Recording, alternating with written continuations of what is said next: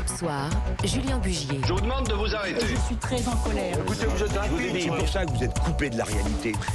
Avec d'abord la carte blanche de l'un de nos éditorialistes, un coup de griffe ou un coup de cœur sans détour. Et ce soir, c'est l'avocate et femme engagée Tiffaine Ozière qui est avec nous. Bonsoir Tiffaine. Bonsoir Julien. Alors ce soir Tiffaine, c'est un coup de cœur, on peut dire ça comme ça, pour l'intérêt général. Vous faites partie de ceux qui pensent qu'il faut sacrifier une partie de ses libertés pour l'intérêt général. Et oui Julien, comme vous et beaucoup de Français hier soir, j'ai écouté les annonces du président à la télévision, le rétablissement de l'état d'urgence, le couvre-feu en Ile-de-France et 8 grandes métropoles, la recommandation de limiter à 6 personnes les rassemblements en privé, et forcément ça interroge sur le recul de nos libertés face à l'état d'urgence. Oui.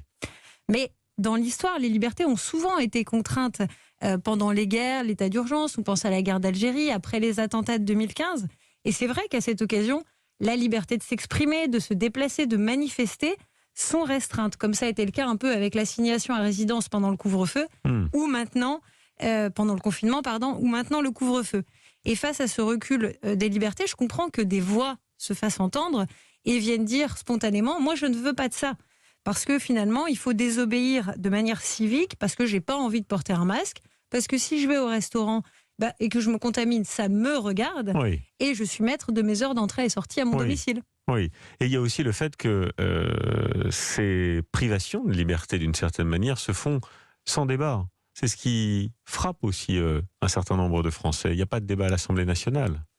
Alors c'est un sujet, et notamment des personnalités s'en sont emparées. Je pense notamment à Nicolas Bedos qui a dit on peut au moins s'exprimer sur le sujet et dire quelle est son opinion, et peut-être que l'opinion des uns ou des autres, en l'occurrence la sienne, c'était de dire je veux vivre quitte à en mourir. Mais en l'état actuel, est-ce que vivre pour soi, ça n'est pas condamner l'autre? Et cela nous renvoie aussi à la théorie d'Hobbes, l'homme est un loup pour Mais l'homme. comment exercer nos libertés sous la contrainte? Déjà, Julien, la question c'est quelle est la première des libertés? Et si on regarde la Déclaration universelle des droits de l'homme de 48, tout individu a droit à la vie. Donc il appartient à tous les citoyens, et a fortiori à l'État, de garantir ce droit à la vie. Et qui plus est, quand on regarde la Déclaration des droits de l'homme et du citoyen, la liberté consiste à pouvoir faire ce qui ne nuit pas à autrui. Aussi, si je refuse de suivre des mesures sanitaires qui sont proposées par un conseil scientifique, je fais prévaloir ma liberté au détriment de votre santé.